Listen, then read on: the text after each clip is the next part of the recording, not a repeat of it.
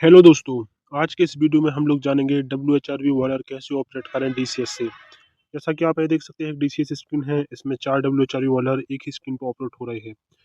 इसका मतलब है कि WHRV वॉलर जितने भी बॉलर होते हैं डीसीएस से ऑपरेट होने वाले, उसमें सबसे सरल है और इसमें सैलरी भी लगभग 35 से 40 हज़ार पर मंथ आपको मिल सकती है अगर आपको 2 से 3 साल का एक्सपीरियंस है। अगर आपके पास डिप्लोमा या डिग्री है या आपको फील्ड का नॉलेज है, तो आप WHRV वॉलर डीसीएस इंजीनियर आसानी से बन सकते हैं। जैसा कि इसके नाम से प्रतीत होता है, WHRV मतलब होता है वेस्ट हीट रिकवरी बॉयलर। जो हमारा वेस्ट हीट रहता है, जैसे कहीं स्टील प्लांट है, वहाँ क्लेन से जो वेस्ट हीट निकलता है, सीमेंट प्लांट है उसमें क्लेन से वेस्ट हीट निकलता है, कहीं प्रोसेस प्लांट होते हैं उनमें जो वेस्ट हीट निकलता है वह हमारे WHRV बॉयलर से होकर जाता है, जिससे हम लोग स्टीम बनाते हैं। तो अगर आप इसको ऑपरेट करना सीख लेते हैं, जो कि बहुत आसान है, तो आप लगभग 35 से 40 हज़ार पर मंथ की सैलरी आराम से उठा सकते हैं।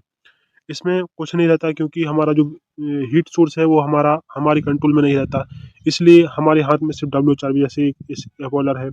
इसमें ड्रम लेवल हम लोगों को मेंटेन करना होता है, वह हमारा मेंटेन होता है FCV से, हमारा फीड कंट्रोल वाल्व है, इससे हमारा ड्रम लेवल मेंटेन होता है। और जो हमारा मेन स्टीम का टेम्परेचर है, जैसा कि आप देख सकते हैं 507 है हमारे इस केस में WHRV 1 का। तो इसको हम लोग TCV या टेम्परेचर कंट्रोल वाल्व से मेंटेन करते हैं। TCV आप सभी लोग जानते हैं, जो हमारा सेकेंडरी सुपर हीटर आउटलेट रहता है, उसमें हम लोग वाटर स्प्रे करते हैं स्टीम टेम्परेचर को कम करने के लिए।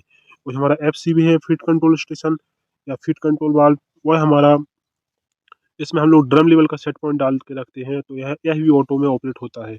तो अगर आपका 8 घंटे का शिफ्ट है, तो 8 घंटे में आपको लगभग 30 से 35 मिनट ही उसको अच्छे से ऑपरेट करना होता है, बाकी यह ऑटो में चलता है।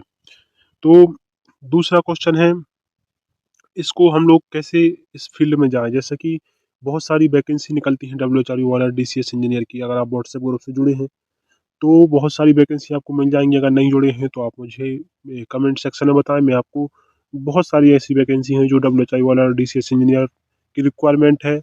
सैलरी भी 35 से 40 हज़ार पर मंथ आराम से मिल सकती है।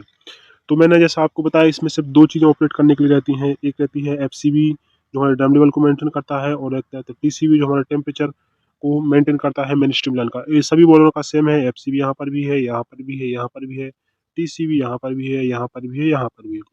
और अगला रहता है स्टार्टअप बेंट। स्टार्टअप बेंट तब काम आता है जब हमारा बॉयलर, हम लोगों को आइसोलेट करना है या बॉयलर को लाइन में लेना है। तो इस वीडियो में आपको यह भी बता दूंगा कि बॉयलर को लाइट अप, या जब बॉयलर बंद होता है तो वह कैसे करते हैं। बॉयलर जब लाइट अप होता है, तो हमारे हमारे पास जो हमारा हीट सोर्स है या क्लेन है, तो वहाँ से हम लोगों को क्लियरेंस मिल जाता है कि हम लोग क्लेन चालू कर रहे हैं। तो उसमें लगभग 12 से 15 घंटे का टाइम लगता है, धीरे धीरे हमारा हीट आना चालू होता है। तो उस टाइम पे हम लोग तो उस टाइम पे हम लोग जो मेन स्टीम लाइन का ड्रेन वाल्व है उसको ओपन करके रखेंगे, जो हमारा सुपर हीटर का ड्रेन वाल्व है उसको ओपन करके रखेंगे, और जो हमारा वेंट है मेन स्टीम लाइन का और सुपर हीटर का और ड्रम का, उसको ओपन करके रखेंगे।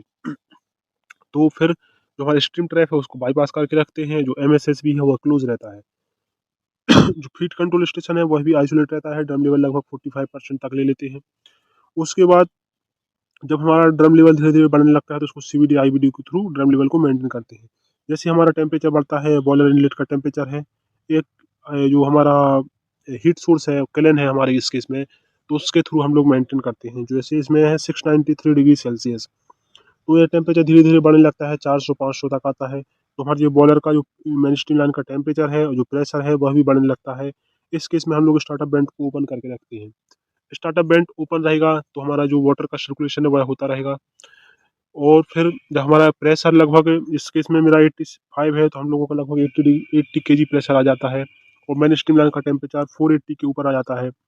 तो हम लोग मेन स्ट्रीम लाइन जो MSSB बाईपास है उससे हम लोग चार्ज करते हैं।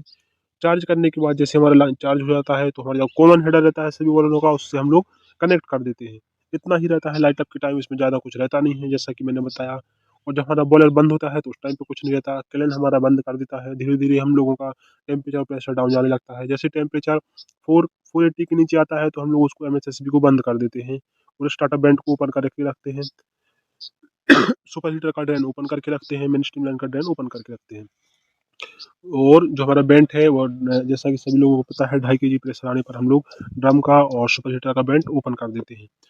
तो मुझे लगता है हर किसी को जो फील्ड में काम करते हैं या जो बॉलर की फील्ड में काम करते हैं, चाहे वो अप्रेंटिस वाले हों, कोई हो, सभी लोगों को यह डब्ल्यूएचआरवी वाला डीसीएस सीखना चाहिए। क्योंकि आप डब्ल्यूएचआरवी सीख लोगे तो वहाँ पर कंट्रोल रूम रहेगा, जो वहाँ पर ऐसा तो रहता नहीं कि केवल डब्ल्यूएचआरवी रहेगा, वहाँ पर एएफबीसी भी रहेगा, सीएफबीसी भी रहेगा। तो वो भी आप बहुत आसानी से सीख सकते हो, जिससे आप पावर प्लांट में, जैसा कि आप जानते हो, डीसीएस पर काम करते हो, तो आप shift in charge, assistant manager, manager बहुत हायर पोस्ट तक जा सकते हो। लेकिन अगर आप फील्ड में काम करते हो तो आप मुश्किल से लगभग 100 में से 1-2 बंदे ऊपर की पोस्ट पे जा पाते हैं, वरना लगभग सभी फील्ड में ही काम करते रहते हैं ज़िंदगी भर। इसलिए मुझे लगता है आपको यह बहुत सीखना चाहिए। आपके पास प्लांट का डाटा नहीं है तो मैं डाटा प्रोवाइड कर दूँगा सभी प्लांट का जो मेरे पास है। मैं बहुत प्लांट में काम किया हूँ, बहुत मैं शिफ्ट इंचार्ज की पोस्ट पर भी रहा हूँ, तो मैं डाटा प्रोवाइड कर दूँगा। आप लोग कमेंट सेक्शन में माँगिए। आप कहीं पर इंटरव्यू दीजिए। इंटरव्यू में कैसे क्वेश्चन पूछते हैं, उससे आपका कॉन्फिडेंस बढ़ेगा। एक जगह इंटरव्यू दीजिए, 2 जगह दीजिए, लेकिन आप इस पोस्ट पर कोशिश करें कि जल्दी से जल्दी आएँ। अगर आपको इस वीडियो में कुछ इन्फॉर्मेटिव लगा हो तो लाइक करें, सब्सक्राइब करें। धन्यवाद।